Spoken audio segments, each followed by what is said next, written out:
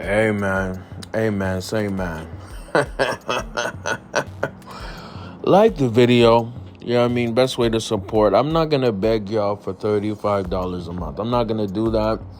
I'm not going to do what they doing. Like Kendrick says, they not like us. They not like us. I'm going to be doing a live stream, by the way, tonight. And we talk about Kendrick and the beef again. The beef that never ends. But what we're going to talk about today is the end of Fresh and Fit. Yes, ladies and gentlemen, boys and girls from around the world, we're going to talk about it. We're going to definitely talk about it. The end of Fresh and Fit, and more specifically, it's the end of the red pill. It's the end of the red pill. So, if you haven't noticed, almost every 3 months now, Fresh and Fit has gone on like multiple hour live streams where they say this is the end. We're leaving YouTube. We're about to quit ABC 123, whatever the S that is, right? And if you watched any of my channel, if you've seen any of my commentary or heard anything that I said, I've been telling y'all that these people are frauds. I've been telling y'all they finessing men and taking money out of men's pockets just for their own personal gain. Now, do they help certain people? Absolutely. I'm not going to deny that. I'm not going to pretend that's not true. But I know that that's a very tiny percentage of what they do. I told y'all, this is new age Jerry Springer, dog. This is Maury. Okay? Their most popular show is the After Hours show, where Myron Gaines, the uninhibited, unhinged, emotional, tampon-wearing simp, goes on crazy rants and sour, bitter, women-hating rants on women and screams at them and kicks them out of his studio. By the way, let me help you out with something. A lot of the women that come on that show, they're not personally invited by him. He has a whole team that recruits these women. So these women are coming in under the pretenses that they're going to be on a normal, show, and they're going to be on a normal podcast where they're going to discuss relationships and have a good time, right? They get fed a lot of alcohol, okay? And they're usually a bit younger. They're not, very few of them are over the age of 25 or even over the age of 30. So for the most part, they don't have a lot of experience in life. Keep in mind, Myron himself is a 35, 36, middle-aged man, right?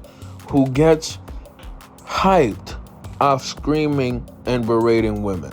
Like that's what he gets. That's his thing. That's what makes him happy, right? That miserable piece of trash. But then also Fresh, I'm not going to try to excuse Fresh out of this. Fresh is just there to be the buffer in between the disrespect and kicking women out. He's like in the sense, he's pimping Myron. In a sense, the dude is like, yo, I'm just going to come here, have fun, tell everybody, you do this, you shouldn't do that, while I do this and while I do that.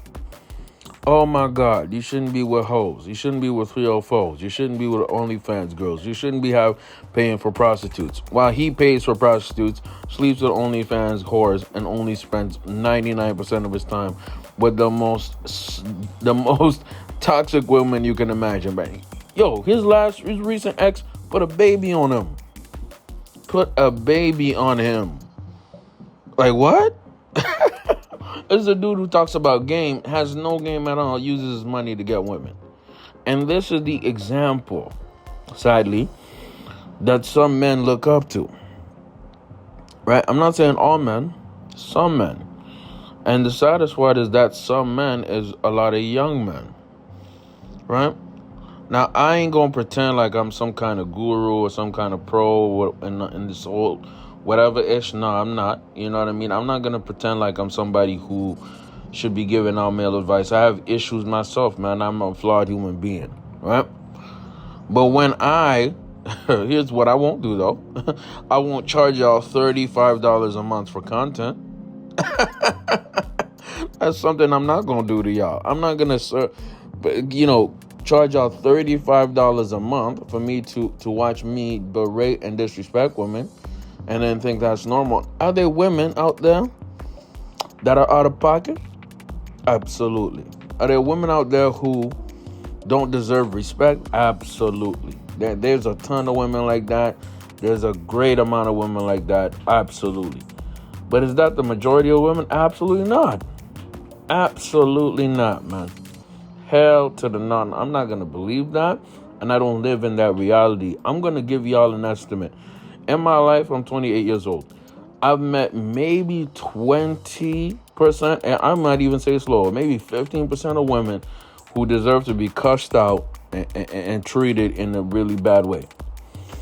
Period. But like, let's say 80% of women, probably not. Definitely not. See, women gonna treat you how you treat them. It's the same thing of respect, the same way you treat men. And guess what? That percentage for men is pretty much the same. There's about, 15 to 20% of men who ain't shit. Period. You know what I mean? Like, that's just the average of both genders, right? But when you are a toxic person, like Myron Gaines, you know what I mean? A person who invites that energy, guess what's gonna happen?